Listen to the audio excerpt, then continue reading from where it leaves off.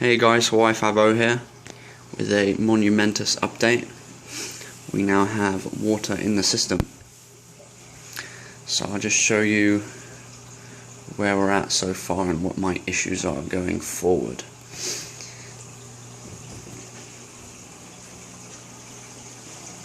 So as you can see, we have the plumbing done.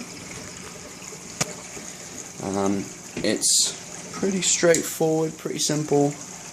Nothing too flash. I hope you're going to be able to see. Yeah, we can see. Alright, so starting with the overflow boxes, we have all Schedule 80 piping. Schedule 40 is the white stuff for you guys who are just looking to set up or are new to the hobby. So this guy here and this guy here are union valves. No, they're not valves. Well, we'll just call them union connectors for now. I can't remember. I've said them so many times, I just can't remember them now. Mine does that sometimes. So what that means is that you can undo this. I'm not going to do it right now because we have water in the tank. But this will allow you to disconnect your plumbing at any point where you have one of these. So you could put another one here, you could put another one here. That will allow you to disassemble your plumbing at that point. So it's pretty simple. And there's the entry point into the sump. So far as the return goes, as you can see here, we have the mag 12 there. That leads to a 90, another 90, a 45, a check valve, which is working superbly at the moment, and a gate valve, just to control the flow. Honestly, it turns out I really don't need the check valve, the gate valve. The flow is perfect as it is right now, so I'm just going to leave it as is, to be honest. But we'll see how it goes. It's early days yet. So coming around to the tank, as you can see there, I tried to clean up some of the bubbles. No difference made whatsoever. Alright, so sorry, the skimmer's on an angle because there's no water in it, and I took the filter socks off just so I could see what was going on inside. Pull these out of the way. I honestly feel that this is a little bit loud. That mag 12 to me seems loud in comparison to the mag 18 I had on my tank previously. I could be wrong, it could just be me. Maybe it's been too long without a tank. It just seems loud. I don't hear anything specific. It just seems loud, that's all.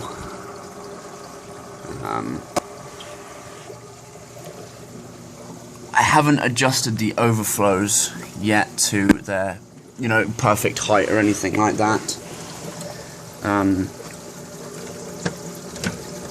That will happen once I move the tank back and empty the water and everything. I can start testing and start getting more specific with the water levels and things like that, so that I can set up my auto top off. But yeah, very, very happy with it so far. The only place where I had a leak was right here. So all I did was just put an extra layer of PVC cement around the joint overnight, and that sealed it up pretty nicely. And then the other spot where I had an issue was under here. Again, I've cemented that up all the way around just to be sure that that sticks there well and truly. So, and that's done the job too as well. So I can remove this towel because we're not getting any leaking.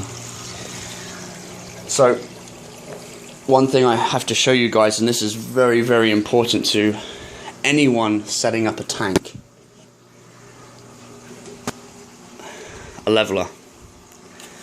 So obviously the tank is pulled out at this point, and we will be, well, I say we, I will be emptying it out of this water and putting it back into its spot. But what I can tell you is that what I get on the leveler in this position is consistent with what I get when it's in its final position. So I will show you exactly what I mean. So that's going to be the angle of the tank from the wall coming towards us. So that is obviously well and truly off. If I do it the other way, this way, it's even more off. So the reason why that is a bad thing is because what it's telling you is that water is not being, I guess its load balance isn't being evenly distributed throughout the tank. So if you have a tank that's sloping this way, all of that water, there's going to be additional pressure on this side of the tank, putting additional pressure on the glass, on the seams, on your stand, which over time could lead to a bit of a disaster. So my next step will be to, as I said previously, empty this tank, empty out the chambers of the sump and refugium, move the tank back into its position now that I know that there's no leaks or anything like that, because once I move it back into that position up against that wall and I start filling it up with RODI water, I will not be moving it back out again.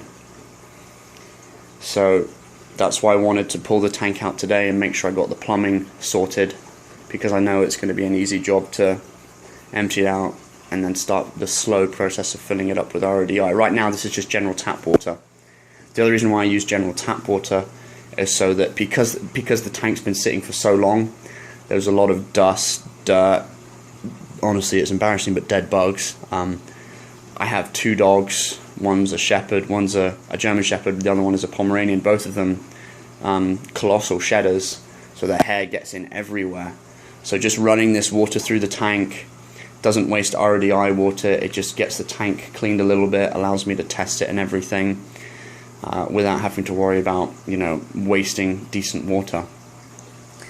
So now that I've done that stage, I'll put it back up against the wall, I'll get the leveler out, and what I'm going to do is I'm going to get some shims, S-H-I-M-E-S. I'm going to get those from Lowe's, very cheap. You can get plastic or wood ones, I prefer the plastic ones personally. And I'm going to start shimming up the tank and leveling it out, so that way when I fill up the tank again, I know I'm going to get a perfect balance throughout the tank without any additional pressure being put unnecessarily against the seams or the glass or the stand in any way. Or even your sumps too, that's something else to consider.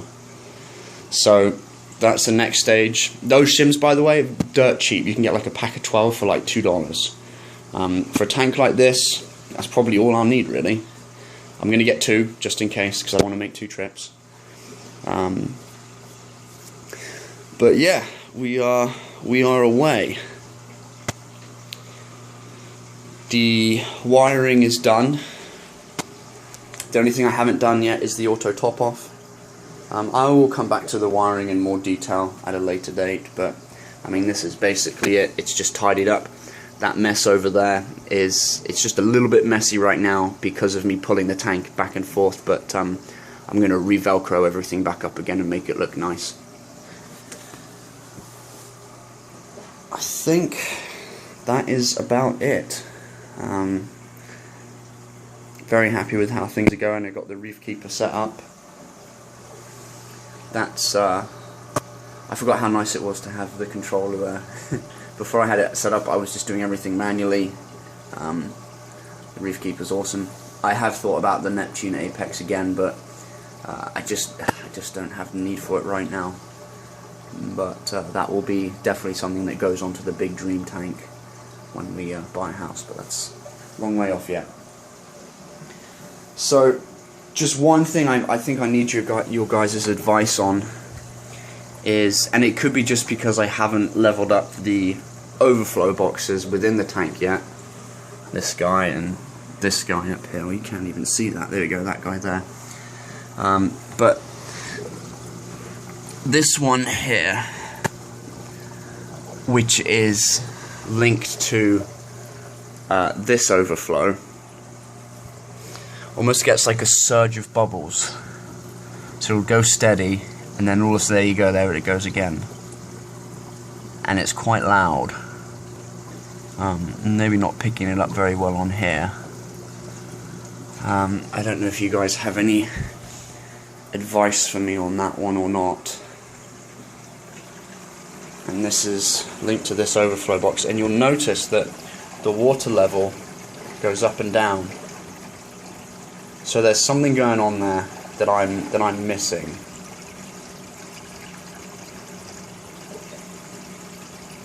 And I don't know what it is.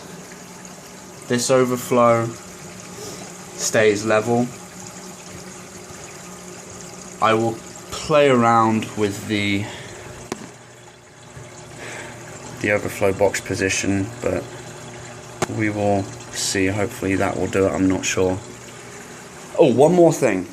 Guys, 3-foot tank, MP40s on their lower settings, amazing. They're even almost too, on their lower setting, I don't think that's enough power on a 3-foot tank like this. So I'm so glad I stuck with the MP40s instead of getting the MP10s.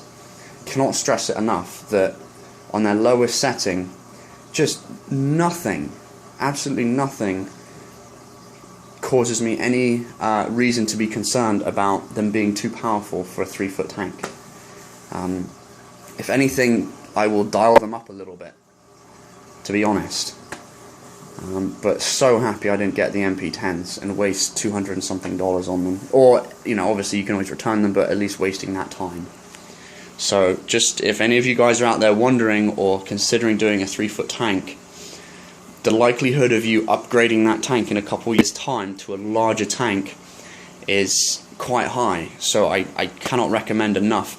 Just get MP40s now, save yourselves some money and save yourself some time and hassle instead of getting MP10s and then having to upgrade to MP40s. These guys are awesome, and they are perfect for this size tank. Alright, okay, well guys, thank you very much for watching, and I will be back.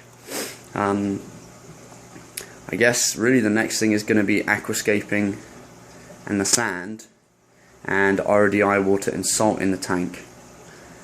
So somewhere along there we'll do another update. I have to pick up my order from Premium Aquatics for the dry rock and the sand. I got 80 pounds of dry rock and 60 pounds of the Tropic Eden mini flakes, and very excited about that. Super excited actually, because once you start aquascaping, then your tank starts looking pretty badass. But I'd say I'm absolutely ahead of schedule right now, which I was not expecting to be at this point, coming the middle of February, but I think it's perfect timing really.